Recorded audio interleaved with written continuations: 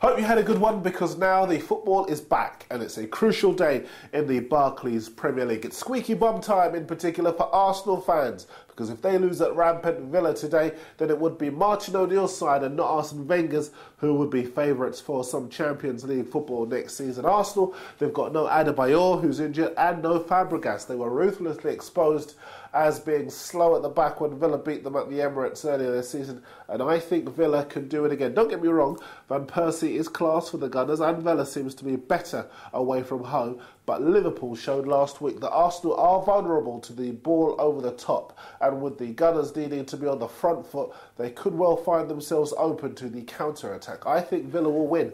Arsenal's confidence is very fragile, and although Martin Laursen's going to be out injured for Villa, they've got Carlos Cuellar, who will be a good deputy in central defence. Villa to win 2-1.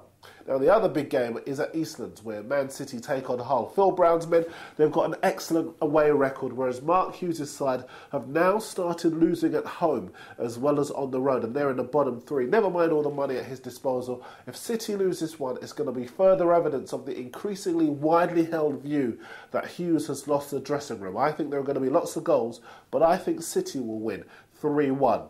Now, as for the rest of the Boxing Day programme, if Chelsea lose to a very ordinary West Brom side at home, they don't deserve to win the title. 3-0 Chelsea.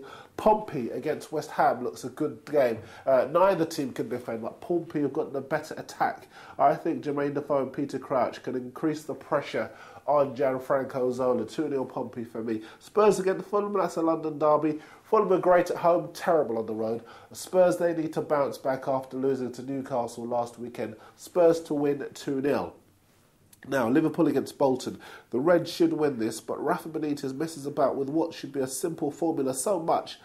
I'm going to go with Bolton to spring a surprise. Hull showed what you can do if you get at the league leader, so I'm going to go for Gary Megson's side to pull off a shot. 2-1 at Anfield to Bolton for me. Middlesbrough against Everton. Well, Everton, they're better on the road than they are at home, but they've got no strikers. Borough did well at home against Arsenal the other day, but I think this one's got a draw written all over it. 1-1 I'm going to go for.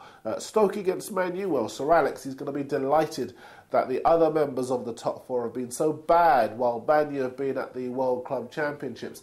It's United's title to lose for me now, and I think it's easily Man U. 3-1.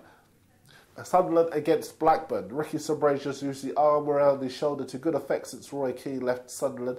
I think Big Sam might find out just how big his task at Blackburn is with this one. 2-0 Sunderland. That's what Wigan against Newcastle. It's hard to call, but the confidence is coming back to the Newcastle players, whereas Wigan are no slouches at home. Another 1-1 draw. Now, that should be it. But Patrick, our producer, is feeling a bit mischievous and he wants to spice things up a bit.